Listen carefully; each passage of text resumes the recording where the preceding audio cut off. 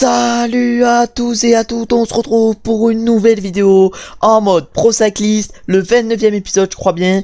Et dans cette vidéo, qu'est-ce qu'on va faire dans cette vidéo? Du coup on va commencer le Tour de France. Je pense qu'on ira faire de l'étape 1 à 11 dans cette vidéo. On finira donc par l'étape avec la double montée du Mont Ventoux. Et du coup là on va d'abord passer le truc du mois pour choper 60 points. Et on va aller passer au niveau 32 normalement. En tout cas là on va attendre du coup de passer le mois. Et voilà, on passe du coup au niveau 32 directement dans ce début de vidéo. On va du coup aller mettre un point de compétence dans nos caractéristiques. On va mettre le point de compétence en super leader et on va se retrouver maintenant directement au départ de la première étape du Tour de France. Un Tour de France où on sera en électron libre, on se mettra pas en leader, on essaiera de perdre du temps sur les étapes de plaine et on essaiera de prendre les échappées sur les étapes de montagne. En tout cas on va se retrouver comme je l'ai dit directement au départ de cette première étape où on va essayer pourquoi pas de jouer notre carte perso. Et du coup on se retrouve directement sur la première étape de ce Tour de France. Directement sur cette première étape on a un objectif d'équipier vu qu'on doit travailler en tête de groupe 30 km. On va donc faire le travail d'équipier et on va se retrouver directement dans le final de cette étape pour voir si on est capable de jouer la victoire avec notre beau plus 3 aujourd'hui. Et du coup on se retrouve un peu tardivement sur cette étape, on se retrouve seulement à 4 km de l'arrivée. On va essayer d'aller chercher une grosse performance, on a réalisé le travail d'équipier, on a fait 64 km à l'avant du peloton sur les 30 qu'on devait faire. En tout cas là maintenant on se retrouve dans la montée vers Landerneau alors qu'il y a Jake Stewart et Julien Lafilippe qui sont partis devant. Ah nous on va tenter d'accélérer un peu dans cette montée de Landerneau, on va voir si on a les capacités pourquoi pas d'aller nous imposer avec notre coureur. En tout cas là c'est Charming qui en a mis une belle. Oh Charming il semble très costaud quand même aujourd'hui. Nous on va monter à notre rythme dans cette montée de Landerneau. Alors que là c'est Kevin Vauquelin qui accélère. Kevin Vauquelin, il y a également Dorian Godon qui a accéléré. Notre coureur également en accéléré. Mais ça va être Julien Lafilippe, je crois qu'il va aller s'imposer. Lui qui avait un beau plus 5 aujourd'hui sur cette première étape de ce Tour de France. Il s'impose du coup devant Anton Charming et Brandon McNulty. Après on a Dorian Godon qui fait 4. Kevin Vauquelin 5. On a également la belle 6ème place de Tadej Pogacar. Et nous on fait 8ème sur cette première étape du Tour de France. On commence donc bien ce Tour de France. Et on va se retrouver du coup maintenant directement pour la deuxième étape. Qui est je crois bien encore une étape de plaine et une étape où on aura notre carte à jouer. Et du coup on se retrouve maintenant pour cette deuxième étape du Tour de France. On a une note un peu moins bonne. On a un plus 2 sur cette étape. Et on a encore une fois un travail d'équipier. On doit travailler en tête de groupe 25 km. On va du coup faire le travail d'équipier. Et on va se retrouver comme sur la dernière étape directement dans le final. Et du coup on se retrouve encore une fois dans le final de cette deuxième étape du Tour de France. On n'est plus qu'à 3 km 400. On va essayer de réaliser la meilleure étape possible avec notre coureur. On va voir si on est capable d'aller chercher quelque chose sur cette deuxième étape qui arrive au mur de Bretagne. Après un bon résultat sur la première étape où on est allé chercher je crois bien un top 10. Sur cette deuxième étape aller chercher un top 10 ça serait également intéressant. En tout cas là il y a Florent Sénéchal qui a accéléré avec David Gaudu. Est-ce qu'ils vont réussir à faire péter tout le peloton? On va voir ça. Nous on est assez bien placé encore avec notre coureur. On va se mettre maintenant effort curseur 95. On va essayer de pas se faire gêner par les différents coureurs qui sont devant nous. On va essayer pourquoi pas d'aller chercher un gros résultat. Là on lance le sprint. On lance le sprint. Oh là là mais devant. Ça va être Charming qui va s'imposer sur cette deuxième étape du Tour de France au mur de Bretagne. Il va du coup s'imposer devant David Gaudu, Brandon McNulty, Julien Lafilippe et Kevin Vauquelin. On a à peu près le même top 5 que sur la dernière étape. Et nous on va du coup chercher une 11ème place sur cette deuxième étape du Tour de France. Un résultat assez correct encore une fois même si on ne fait pas top 10. Et on va se retrouver maintenant au départ de la troisième étape du Tour de France. Une étape de plaine qu'on fera peut-être en roue libre. Et du coup on se retrouve maintenant au départ de cette troisième étape du Tour de France. On a un plus 5 sur cette étape. Cette étape ne va pas nous convenir. Du coup je pense qu'on va faire l'étape en roue libre et qu'on se relèvera dans le final. On va du coup se retrouver directement dans le final de cette étape pour voir qui c'est qui s'impose. Et du coup on se retrouve, ils vont bientôt arriver. Ils sont plus qu'à 2 km à l'avant. Nous on s'est relevé avec notre coureur. On est à plus de 5 minutes du peloton. On va du coup perdre pas mal de temps sur cette étape mais c'était clairement volontaire. Et du coup c'est qui va s'imposer au sprint sur cette étape? On va voir ça. Et du coup je crois bien que c'est Caleb Ewan ou Arnaud Démare qui va s'imposer. Et c'est du coup même pas, c'est Olaf Koy qui s'impose sur cette troisième étape du Tour. Il s'impose du coup devant Caleb Ewan, Arnaud Démare fait 3, Fabio Jakobsen 4 et Stan Fredheim 5. Nous on va perdre pas mal de temps sur cette étape vu qu'on s'est relevé et on va se retrouver maintenant sur la 4ème étape du Tour de France qui aura à peu près la même physionomie que cette troisième étape. Et du coup on se retrouve maintenant pour la 4ème étape de ce Tour de France. J'ai dit que ça allait avoir un peu la même physionomie que la troisième étape sauf que là on doit faire un travail d'équipier. Du coup on va faire le travail d'équipier, on va se retrouver directement dans le final pour voir qui c'est qui s'impose à l'avant sur cette 4ème étape. Et du coup on se retrouve maintenant encore une fois dans le finale de cette deuxième étape de cette quatrième étape du Tour de France. Nous on s'est encore une fois relevé avec notre coureur et on va aller voir qui c'est qui va s'imposer sur cette étape. On a du coup bien fait notre travail d'équipier. C'est c'est Stan Fredheim, pardon, Olaf Koy qui va s'imposer. C'est qui du coup? Et c'est Stan Fredheim du coup qui s'impose sur cette quatrième étape devant Olaf Koy et Arnaud Démare. Kaden Groves va chercher la quatrième place. Sajnok la cinquième. Nous on va encore perdre du temps sur cette étape avec notre coureur. Un temps qu'on a du coup perdu volontairement. Et du coup on a réussi le travail de coéquipier aujourd'hui vu qu'on a fait 54 km sur les 25 qu'on avait à faire. Et on va se retrouver maintenant pour la cinquième étape du Tour de France. Et on va se retrouver au départ de notre coureur sur le chrono. Et du coup on se retrouve avec notre coureur pour ce chrono. On n'a pas d'objectif particulier. Le directeur sportif nous a donné aucun objectif. Du coup on va faire le chrono à 70. On va faire le chrono tranquille. Et on va se retrouver directement pour voir qui c'est qui s'impose sur ce chrono. Et du coup on se retrouve directement pour voir les podiums de cette cinquième étape du Tour de France. On peut voir du coup que Remco Evenepoel s'est imposé sur cette étape devant Van Dijk et Tadej Pogacar. Bisseguer est allé chercher la quatrième place, Johansen la cinquième. Et le premier français ça a donc été Rémi Cavagna qui est allé chercher la sixième place. On va donc se retrouver maintenant directement au départ de la sixième étape du Tour de France, qui sera comme la troisième et la quatrième étape, c'est-à-dire inintéressante pour nous. Et du coup on se retrouve maintenant au départ de cette sixième étape du Tour de France, une étape où il pourra y avoir des bordures dans le final vu qu'il y a une zone de 53 km exposée au vent. Et sur cette étape on a un travail d'équipier avec notre coureur. On fera donc le travail d'équipier et après on se retrouvera comme sur la troisième et quatrième étape pour voir qui c'est qui s'impose dans le peloton. Et du coup on se retrouve maintenant un peu moins de 2 km de l'arrivée sur cette sixième étape du Tour de France. On s'est relevé avec notre coureur, on est du coup à plus de 4 minutes 50 du peloton. Mais du coup c'est qui va s'imposer sur cette sixième étape? Et c'est quel sprinter qui va s'imposer? J'ai l'impression que c'est Caleb Ewan. Et non, c'est Kaden Groves qui s'impose sur cette sixième étape du coup devant Arnaud Démare, Caleb Ewan, Fabio Jakobsen et Olaf Koy. Olaf Koy et Fredheim qui s'étaient joués les trois premières étapes figurent malheureusement pour eux que 5ème et 6ème. Et nous on va finir loin dans le peloton, mais on a réalisé le travail d'équipier. On a fait 41 km en tête de course sur les 20 qu'on devait faire. Et on va se retrouver maintenant pour la 7ème étape du Tour de France, qui est une étape de vallon, une étape du coup où on essaiera de partir dans l'échappée. Et du coup on se retrouve maintenant pour la 7ème étape du Tour de France. On avait encore un objectif d'équipier sur cette étape, mais on va essayer de remonter le peloton et de partir dans l'échappée sur cette 7ème étape, en espérant que l'échappée aille au bout. Et au pire si l'échappée va pas au bout, on essaiera d'aller chercher quelques points de la montagne. En tout cas on essaye actuellement de partir dans l'échappée avec notre coureur, et on va se retrouver un peu plus tard dans l'étape. Et si on est dans l'échappée, je pense qu'on se retrouvera directement pour le sprint inter. Et du coup malheureusement on n'a pas réussi à prendre l'échappée avec notre coureur. On va donc faire le travail de coéquipier et on va se retrouver sûrement au niveau du seconde catégorie dans le final. Et du coup on se retrouve maintenant au pied du seconde catégorie. Malheureusement on est un peu cuit avec notre coureur. On va du coup essayer de gérer au mieux ces deux montées et on va se retrouver au sommet du seconde catégorie pour voir si on est toujours dans le peloton. Et là du coup on se retrouve maintenant dans les pourcentages les plus durs de ce signal du champ de montée de seconde catégorie. Et ça a bien accéléré devant avec Joao Almeida qui a accéléré. On a également Anton Charming qui a accéléré. On a également Kevin Vauquelin. Et nous malheureusement avec notre coureur on est un peu plus loin. On est autour des 20e positions dans ce final d'étape. On va essayer de réaliser le meilleur final possible, mais je pense qu'on va pas réaliser un gros résultat sur cette étape vu que rien qu'avec ce signal du champ on est complètement cuit déjà. Et du coup là on se retrouve dans la côte de 4ème catégorie et ça accélère de partout devant nous. Nous on est complètement cuit avec notre coureur. On va rapidement se faire distancer dans cette côte malheureusement. On ne jouera sûrement pas la victoire d'étape aujourd'hui et on va donc se retrouver directement dans le final pour voir qui c'est qui va s'imposer sur cette étape. Et du coup maintenant il reste plus qu'un kilomètre 500 avant que les premiers arrivent à l'arrivée. On va voir du coup qui c'est qui va s'imposer au Creusot sur cette 7ème étape du Tour de France. En tout cas ce ne sera pas nous et ça va être un coureur je crois bien de la Bahreïn. Et oui ça va être Joao Almeida qui va s'imposer avec son beau plus 5 sur cette étape. Il s'impose du coup devant Anton Charming et Julien Alaphilippe. Et ça va être Tadej Pogacar, non ça va être Binyam Girmay qui va aller chercher la 4ème place. Tadej Pogacar la 5ème. Nous malheureusement on ne figurera pas très bien placé sur cette étape vu que on n'aura pas pu suivre les différents favoris sur cette 7ème étape. On va du coup se retrouver maintenant pour la 8ème étape de ce Tour de France qui j'ai l'impression pourrait convenir aux baroudeurs. En tout cas on va essayer de partir dans l'échappée avec notre coureur sur cette 8ème étape. Et du coup on se retrouve maintenant au départ de cette 8ème étape du Tour de France et on a un beau plus 5 et on a pour objectif de se montrer en échappée. On va du coup essayer de réaliser l'objectif. De toute façon c'est ce qu'on voulait faire au départ de l'étape. On va du coup essayer de prendre l'échappée et si on arrive à prendre l'échappée on va se retrouver directement vers le sommet du premier col, le col d'Échalon. Et du coup là on va se retrouver au sommet du premier col, un col de seconde catégorie. On va essayer de passer en tête sur ce col. Oh là là, est-ce qu'on est capable de passer en tête sur ce col de première catégorie?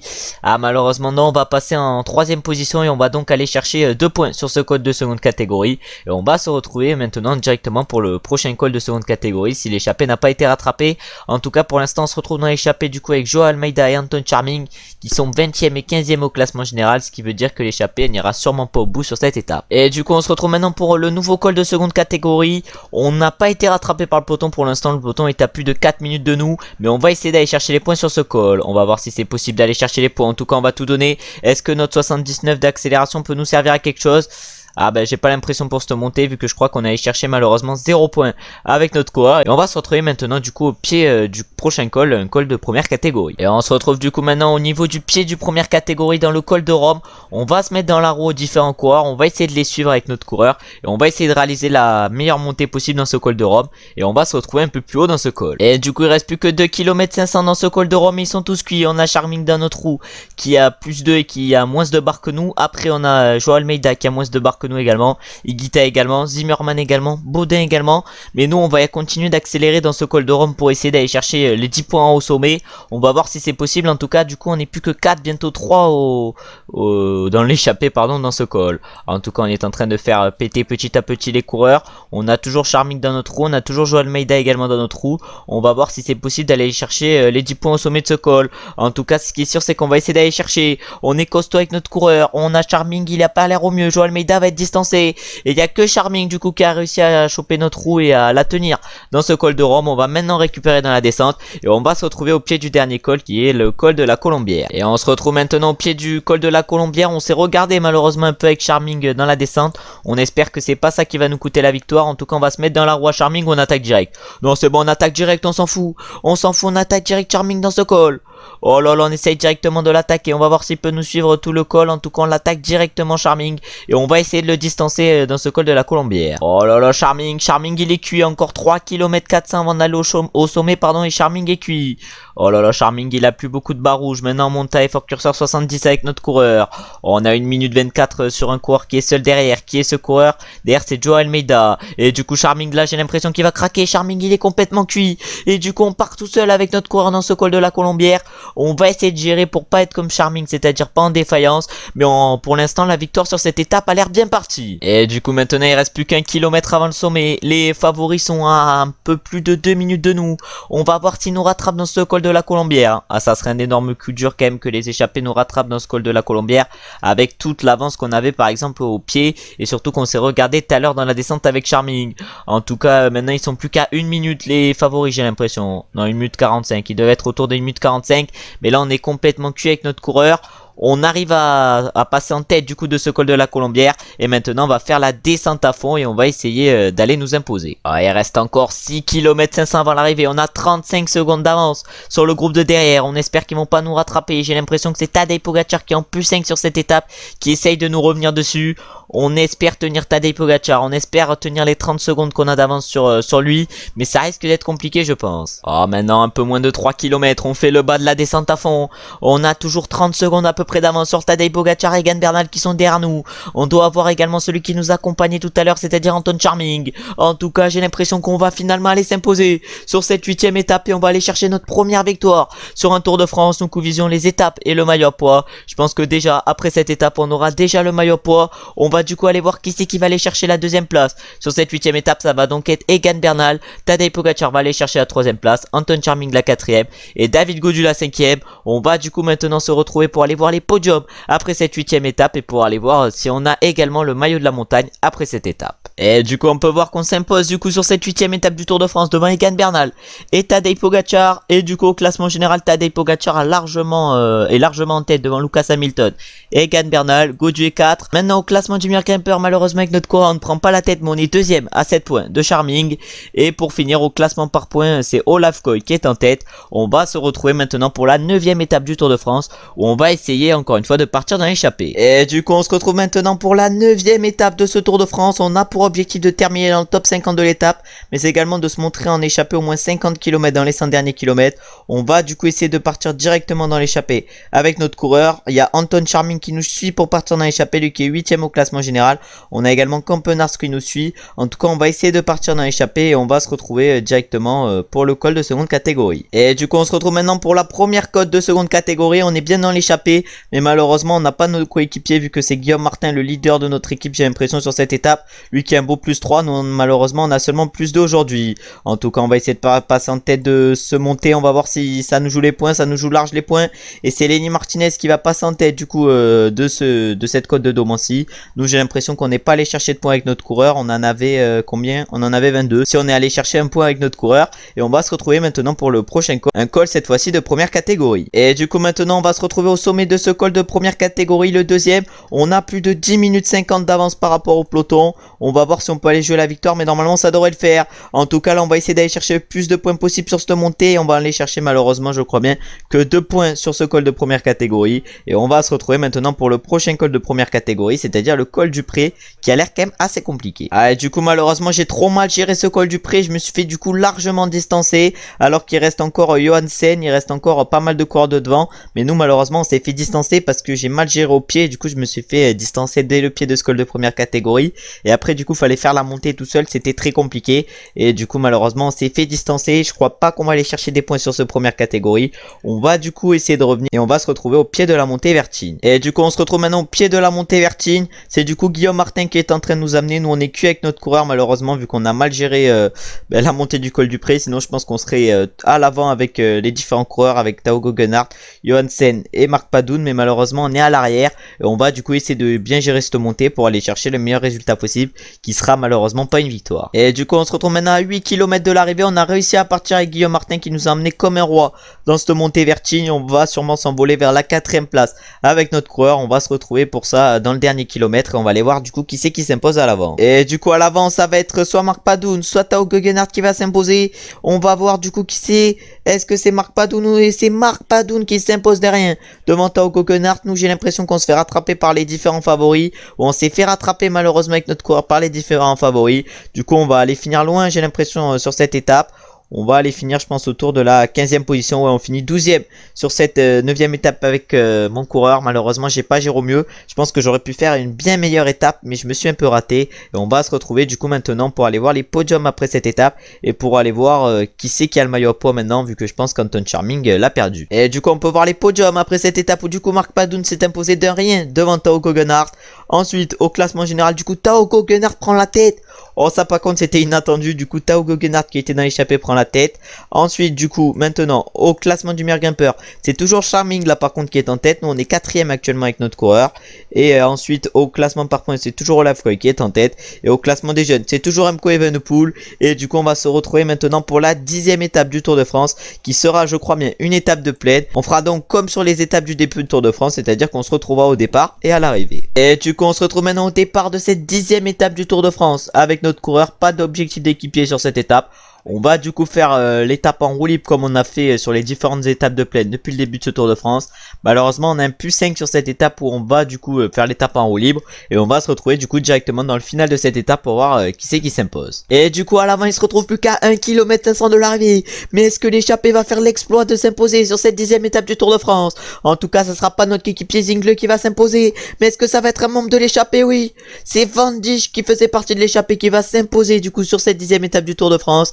Il va du coup de s'imposer devant Madsen, je crois un coéquipier à lui de l'échappée. Echt va chercher la 3ème place, et c'est Fabio Jakobsen le premier sprinter et le premier du peloton. Et il fait 4ème, et Caleb Ewan est le 2ème du peloton. Il fait 5ème, malheureusement notre coéquipier Axel Zingle ne fait que 8ème sur cette 10e étape. Nous on s'est relevé dans le final pour être en forme pour la 11ème étape, qui est avec la double montée du Ventoux, et où on va essayer d'aller chercher un gros résultat et de partir dans l'échappée. On se retrouve du coup directement au départ de cette étape. Et du coup on se retrouve maintenant au départ de cette 11ème étape du Tour de France avec la double montée du Ventoux.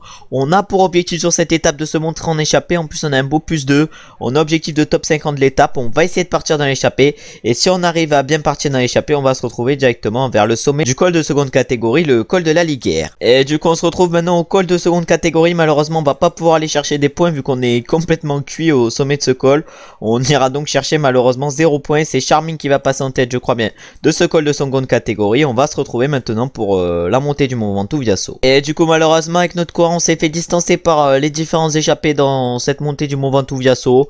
Bon, on va pas forcer pour revenir, on va faire la montée à notre rythme et on va se retrouver maintenant au pied du Mont Ventoux depuis Bédouin. Et du coup on se retrouve maintenant au pied du Mont Ventoux depuis Bédouin. Il y a un peloton de 47 qui est à notre route et le peloton est seulement à 1 minute juste de nous. On va du coup faire la montée à notre rythme. On a quand même objectif de top 50 sur cette étape. On va faire la montée à notre rythme et on va se retrouver au sommet du Mont Ventoux pour voir qui c'est qui va passer en tête. J'ai l'impression qu'avec mon coureur j'ai assez bien géré cette montée. On va aller voir qui c'est qui va passer en tête au sommet de cette première montée du Mont Ventoux, de cette montée du Mont Ventoux depuis Bédouin, cette deuxième pardon. Et du coup c'était un Alpecin de Koenig qui est passé en tête. Il va faire la bonne opération du jour et on va aller voir s'il va s'imposer, alors que nous on va passer loin par contre avec notre coureur. On va se retrouver du coup maintenant à l'arrivée sur cette étape pour voir qui c'est qui s'impose. Et du coup on va aller voir du coup qui c'est qui va s'imposer sur cette 11e étape. Malheureusement ça sera pas nous avec notre coureur, mais ça va être Tadej Pogacar pour l'Alpecin de Koenig qui va s'imposer sur cette 11e étape et sûrement prendre la tête au classement général. Du coup il s'impose devant Remco Evenepoel et c'est Lucas Hamilton qui va chercher la 3e place. Donc on va finir assez loin avec notre coureur, alors que David Gaudu va chercher la 4e place. Tobias Johansen qui était dans l'échappée avec nous va chercher la 5e place et c'est Pavel Sivakov, le 9e du classement général, qui va chercher la 6e place. On va maintenant se retrouver avec l'arrivée avec notre coureur pour voir quelle place on finit. Et du coup maintenant il nous reste 500 mètres avant d'arriver avec notre coureur. On va aller chercher un top 30 sur cette étape. On était dans l'échappée matinale, mais malheureusement on n'aura pas pu faire mieux qu'une 27e place sur cette étape. Et on va du coup aller voir les podiums sur cette 11e étape qui était donc la dernière étape de la vidéo, où l'on aura fait la moitié du Tour de France et où on aura réussi quand même à aller chercher une victoire d'étape. On se retrouve du coup maintenant directement pour les podiums. Et du coup on peut voir maintenant les podiums après cette 11e étape où du coup Tadej Pogacar s'est imposé devant Remco Evenepoel et Lucas Hamilton.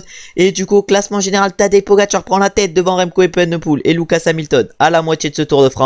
Ensuite au classement du meilleur grimpeur c'est Tobias Johansen qui est en tête avec 59 points. Il a du coup 28 points d'avance sur notre coureur qui est du coup 4ème avec 31 points. Ensuite au classement par points c'est Olaf Koy qui est actuellement en tête. Après pour finir au classement des jeunes c'est Remco Evenepoel qui est en tête. On est quand même à une anecdotique 8ème place avec notre coureur, alors qu'on joue pas du tout ce maillot blanc. Après voilà, il doit pas avoir beaucoup de jeunes sur ce Tour de France, surtout que Remco quand même est très costaud, sinon on aurait peut-être pu jouer le maillot blanc sur un malentendu. En tout cas on remporte 23 points après cette 11e et dernière étape de la vidéo. En tout cas merci d'avoir regardé la vidéo jusqu'à la fin, j'espère qu'elle vous aura plu. On aura quand même réussi à aller chercher une victoire d'étape avec notre coureur. Ça aurait été plus rapide que sur le Giro où on est allé chercher notre première victoire, je crois bien qu'à la 17e étape. En tout cas si vous avez aimé la vidéo, likez, commentez, abonnez-vous, mais également partagez, ça me fait plaisir. Et c'est bon pour le référencement. On se retrouve du coup mercredi prochain pour la suite et fin de ce Tour de France, et on se retrouve samedi prochain pour un nouvel épisode en mode carrière sur PCM 2022 avec la Saint-Michel Aubert 93. Ciao ciao ciao.